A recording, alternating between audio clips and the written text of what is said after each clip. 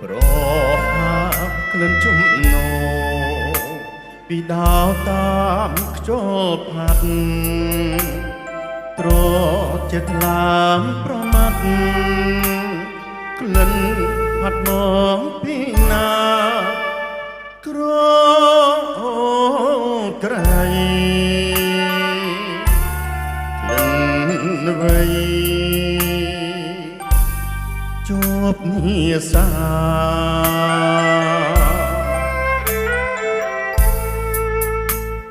ក្រក្លិនកាថ្មដើមដូននៅឯណាចិនខ្ញុំអូនទាសាប្រាថ្នាចងយល់ពេល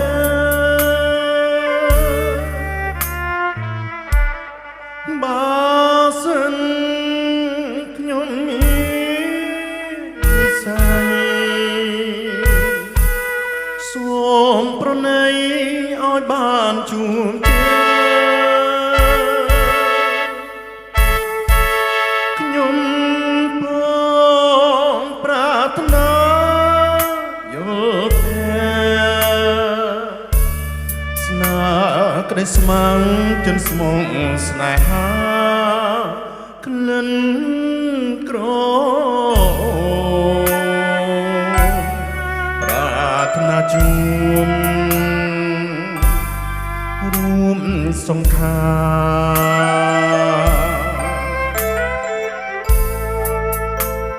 អោក្លិនក្រអូបតានៅកន្លែងណាសូមផ្ដាំតាមមេត្តាថាខ្ញុំនៅរងចាំ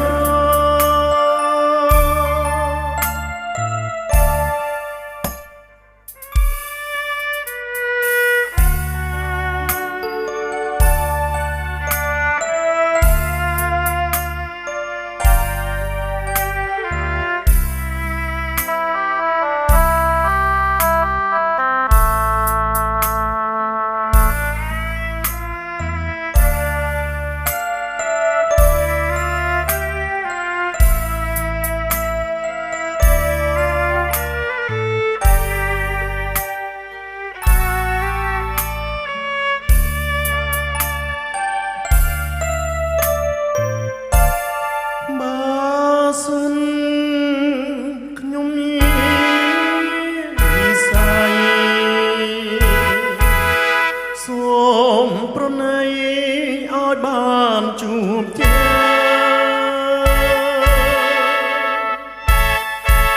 ខ្ញុំបងប្រាថ្នាយល់ពេលស្នេហ៍ក្តីស្មងចិត្តស្មងស្នេហាក្លិនក្រប្រាថ្នាជួរួមសង្ខា